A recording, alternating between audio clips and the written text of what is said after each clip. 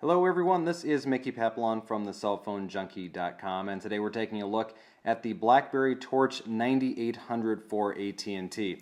The device has been out since August, and we're going to take a look here at the hardware and also talk a little bit about the software that comes with it. So when you buy the phone for $200 on contract, of course you get the device itself. Also in the box, of course, it comes with your standards. You've got your standard USB cable, stereo headphones with a microphone, and an AC adapter that you plug the USB right into, plus some various guides and a little micro fiber cleaning cloth. So that's kind of nice there. So back to the device itself. So this is, like I said, coming to or on AT&T. It's the first slider QWERTY device with this configuration to come out from RIM, and you can see that it is a very nice looking device when it's like this. Now it's up to you. I don't know how you think of it when it goes like that. We can discuss that in a little bit. Some other things to know about the device itself. It is a quad-band edge and tri-band UMTS device. It is 5.7 ounces, so it does have a little bit of weight to it. It runs a 624 megahertz processor. It's got 4 gigs of internal storage on it. It also comes with a 4 gig micro SD card.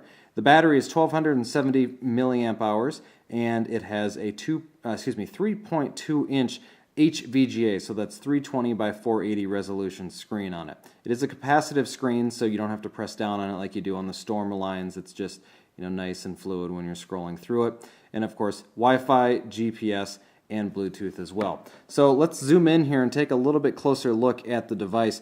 So you have on the front of the device your standard 4 keys for any Blackberry. On the left side, just a micro USB port there for charging and data. You have a lock-unlock button and a mute button on the top, and then on the right side, 3.5mm headphone jack, volume rocker keys, and then your customizable convenience key.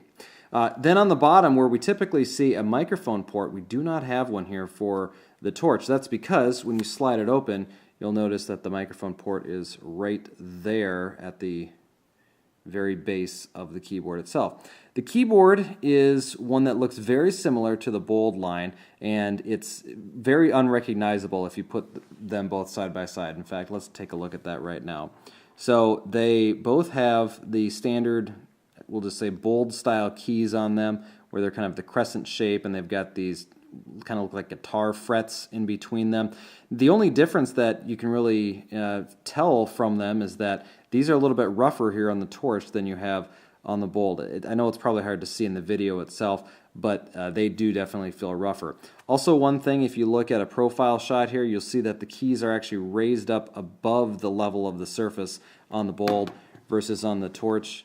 They are completely recessed in there down in there, and that's because you've got the slider tracks that the screen has to go on here, and so that causes the keyboard to be all inlaid into this particular piece here. You also have this chin on the bottom, so when you're on the phone and you're typing on it, you have a place to rest your thumbs, which, I don't know, good or bad, I'm not really sure, but honestly, this is the big thing for me, is that when I look at these keys are above the level of the phone, and these are underneath it, which to me, that means this is more comfortable to use.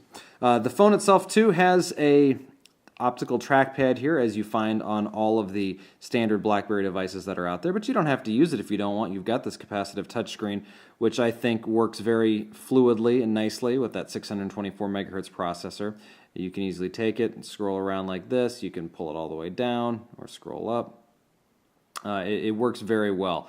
Also, some new things to Blackberry OS 6. If you click here on the very top, you've got a drop-down menu that pulls up all of these different options for you, including going in to see different options of things. And the way that you kind of have to think about this is they wanted to build on the traditional Blackberry form factor, traditional Blackberry experience, but they wanted to snazz it up a little bit and really add some things in that were going to be nice additions for people. The overall usability of the device, I'll say, is decent, but I'm not going to say I love it.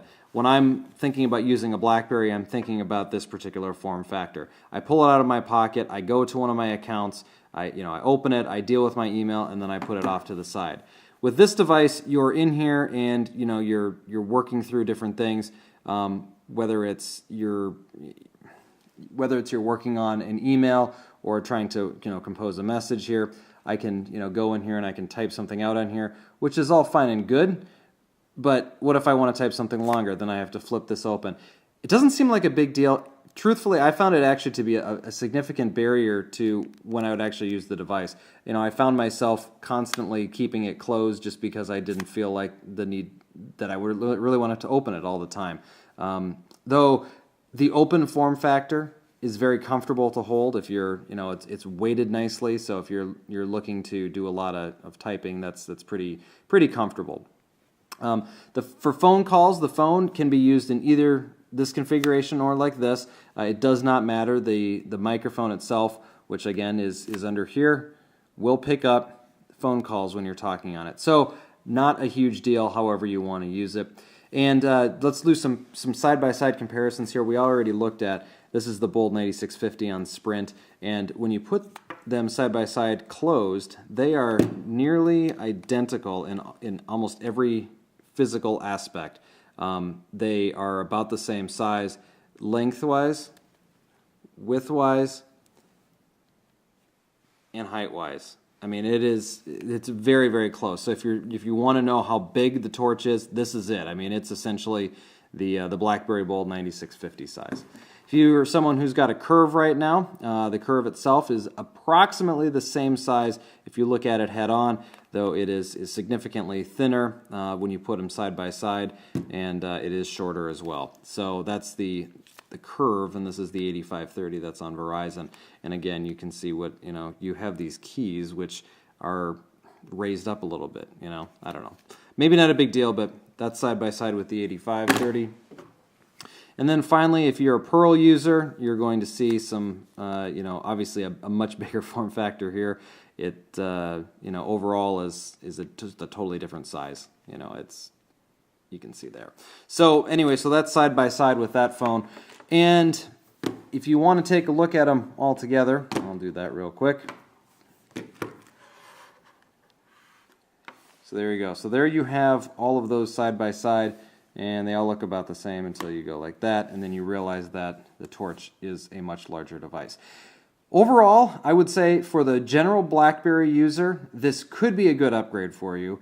For the hardcore BlackBerry user, this device is going to be a lot of fun, and it's going to take you into the next level of using the BlackBerry.